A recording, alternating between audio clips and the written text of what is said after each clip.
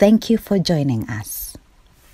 I'm Nabou Fall, and I'm an entrepreneur. I have a company called Visio. It's a PR and communication company. I also have another company called Nabou Fall Academy. It's a coaching and training academy. I'm the co-founder of Impact Hub in Côte d'Ivoire. I think there's one in... There are many impact hubs throughout the region and worldwide, and we focus on women entrepreneurs and youth entrepreneurs. And I'm also a writer, so this is who I am. That's interesting. Maybe you could tell us more how that has, what work you do in the arts and culture spaces. So what we do in art and culture space is more about training people on the value chain of what they're doing, a lot of coaching, giving them soft skills in order to be able to sell themselves better, have more visibility, and also train arts and artists to entrepreneurship. Because what we want them to develop a sustainable model from what they have, not just being starving artists, but being profitable artists.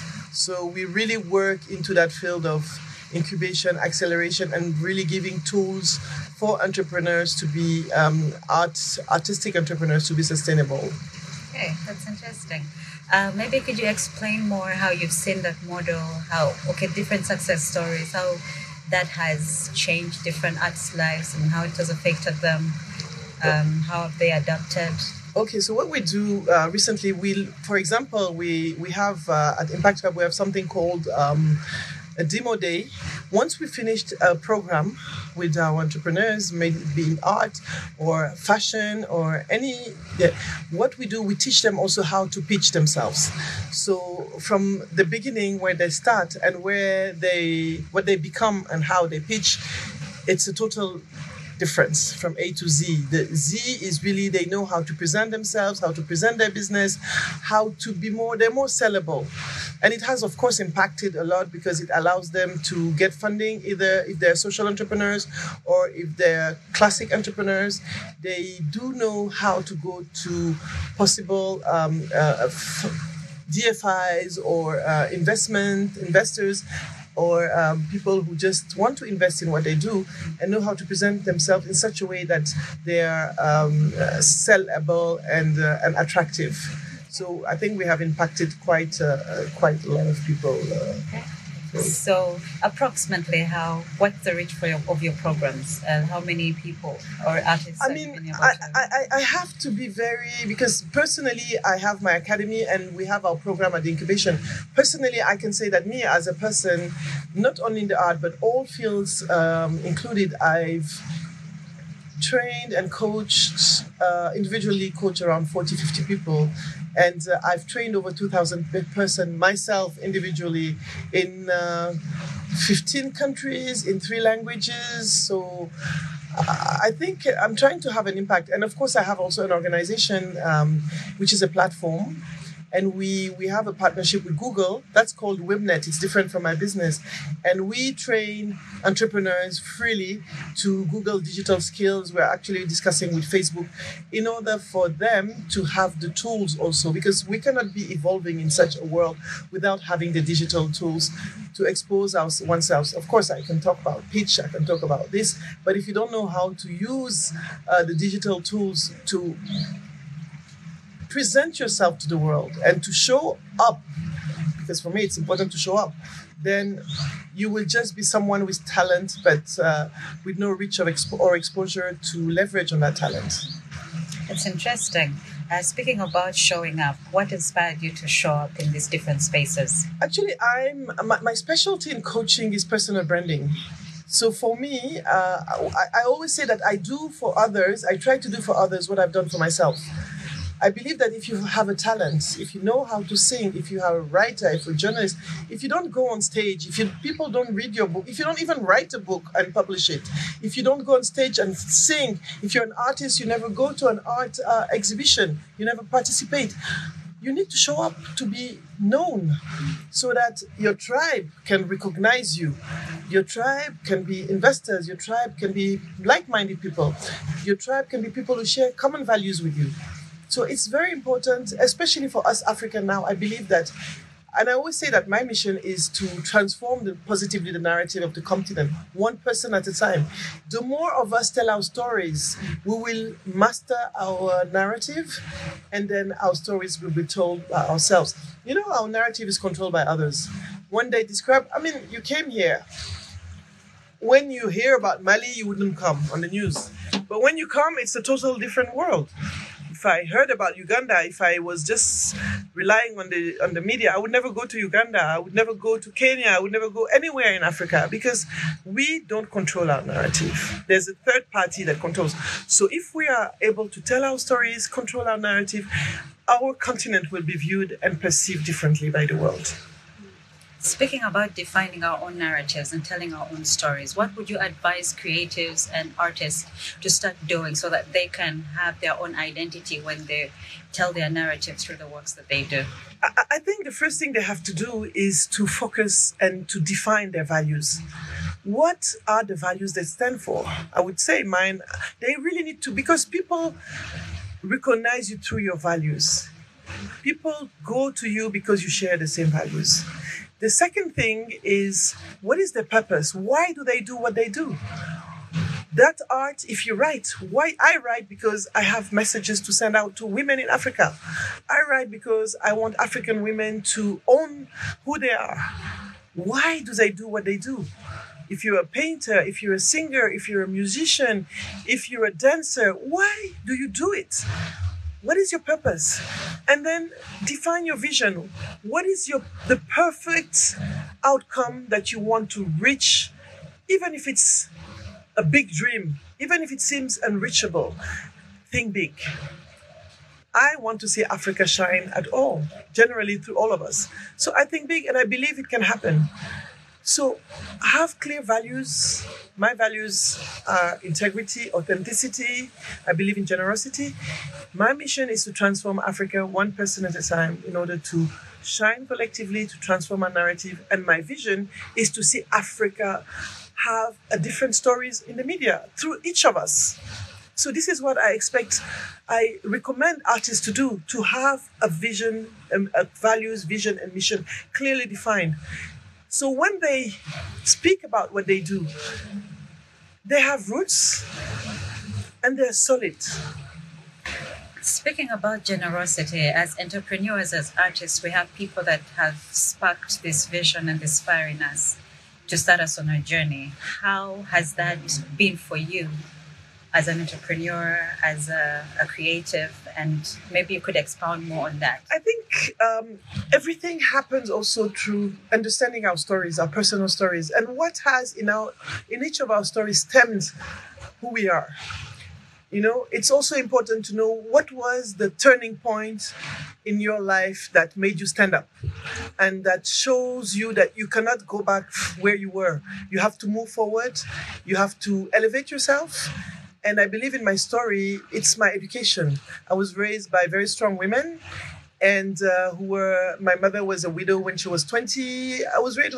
My aunties are very prominent women from Senegal. I'm from Senegal originally. I have some origins in Mali too, but I live in Côte d'Ivoire. So I have that Pan-African, I wouldn't say even Pan-African, that African melting pots, cultures that I grab here and there through traveling. And I believe that has fed who I am today and what I do, because when I write because I believe that I can help people tell their stories, but I also have to tell my stories. I write because I believe that African women need to read different stories who look like us, stories with our realities, our cultural realities. I speak because I believe that I can be a role model and an inspiration for others. Not because I have a perfect journey, but because my journey is imperfect. And I really believe that we are the problem because they say we are the problem, but we are the solution because we say we are the solution. That's very interesting. Speaking about role models, is there anyone you look up to that has really inspired you on this journey that you've chosen to take for your career? I think my mother was an entrepreneur anyway, and she was a very strong woman. I believe that she made me who I am somehow through education, through sacrifices, through investing for me to be able to now speak that English that you're speaking. She was very visionary. When I was very young, she started saying, okay, you have to be bilingual at 10, 11, 12. She was, my grandmother was an entrepreneur in the 40s. She, entrepreneurs at that time, entrepreneurs was what? Selling in the market. But she was an entrepreneur. She was strong enough to go and sell her milk on the market. I believe those stories are very important because it's not because our mothers or aunties or grandmothers were not sitting in offices speaking posh English or overeducated that they were not strong women with values and showing us the path. If we know how to read their stories, we learn from them because they are extremely strong and resilient. You know, the strength of the African women doesn't need to be said again. And I was lucky to also act as a role model to women, young girls in university in Uganda. In the program, I don't know if you know, there's a program called Girls for Girls that has been started by very good friends of mine, Alan and I believe that we have to create those bridges. I don't want to be said that I cannot go to Uganda and inspire Ugandan women because I'm not Ugandan. No, I want Ugandan women to come to my country to inspire women because I believe that we should look at ourselves as role models. We're always looking for American role models when we have so many stories, even in our history, the queens and the legends, all that is something that we have to revive and own. How has generosity shown up for you? Have you had people that have given to you, that have invested in you with a hope, and they see your vision, they understand who you are and where you're going? How has generosity shown up in your spaces and the work that you do? I think I'm just generous because my mother is extremely generous. I was raised in a generous environment. Generosity is what I know. So you only do what you know. That's why we say when we raise our children, we have to be very careful in what we do. They don't do what we say, they do what we do. And I was raised in a space of generosity. I was raised in a space where artists were there. My mother was investing in people who were designers, artists. And I believe in reciprocity. I believe when you give, you receive. And I think it's totally part of my education. And people have been showing up because I've been showing up. When you show up with generosity, you receive. I believe it's just how it works. What are those 3 or 4 things that you think people can take away or artists can take away from this conversation? Kind of your words of encouragement or your last shots. I think as artists, they need to have a bigger vision. They need to surround themselves with people that would help them build a business model for their art. I think they need to believe in what they do. I think they need to make sure that what they transmit is more than just something nice. They need to transmit messages. And I know they know that they're sending messages, but people don't know what those messages are. They need to write the narrative of their art. I think this is what I can tell them. And to really always be thinking that I'm an artist, I'm good enough, I can make a living through my art and my family can benefit from my art in order to make a living for them and build a future for my children and build a legacy through my art. Thank you, Nabou Fall. But I want to take you back just a little bit. You spoke about our African stories, the stories that we hear, the stories that we grow up listening to. And your mother has been a very strong influence when it comes to generosity. What's that one story, that one memory you have of generosity being introduced in your life as a young? I'm an African, and I think we are generous compared to other people in the world. I mean, if someone comes to my house, there's no way I'm going to say there's one steak and you're going to have one steak. I'm not going to eat with you. I'm going to cut it in 10 if we're 10, and we're going to share it together. And I've seen my mother giving people coming with problems, and she will give everything she has, even if she stays with nothing. This is very African. This is what we do. I don't really think it's really good, because I believe in self-care.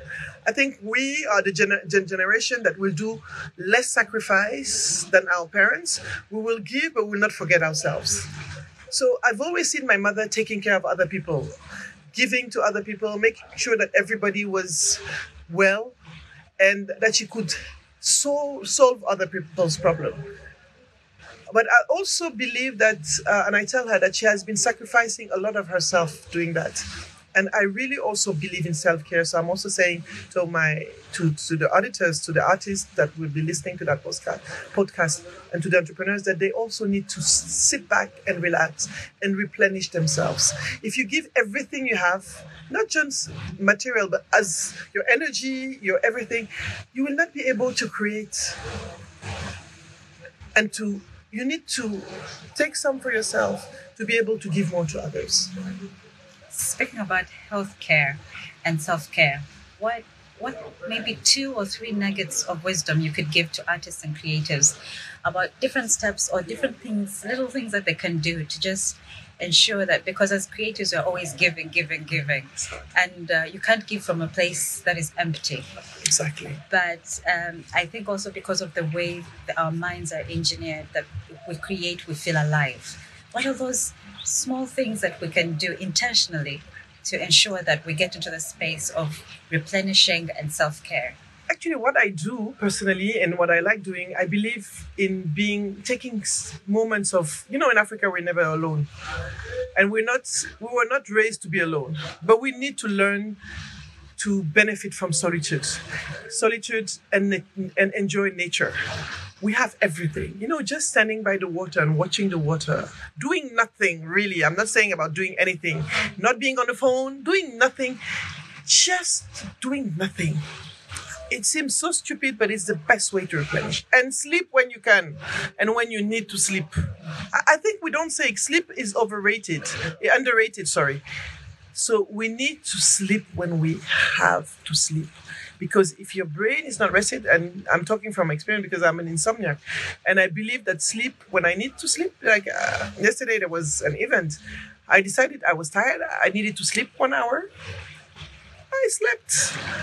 And I came back strong, and I enjoyed my evening till 2, 3 a.m. in the morning. It was nice. I enjoyed the music. You need to rest and learn to say no. We were not wired to say no. Sometimes you have to say no to others to say yes to yourself. That's a very interesting concept. One last thing.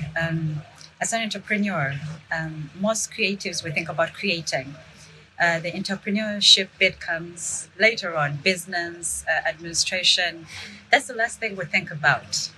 But right now, as the economy is evolving, as we're getting to different digital spaces, you find that we need different skills to help you understand your craft better, but also to communicate better.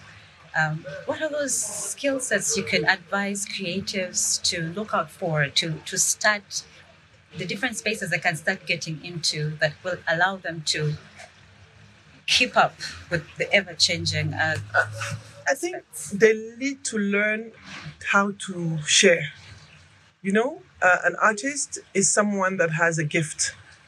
And some people may not be as talented, but they need to exercise their creativity in some ways.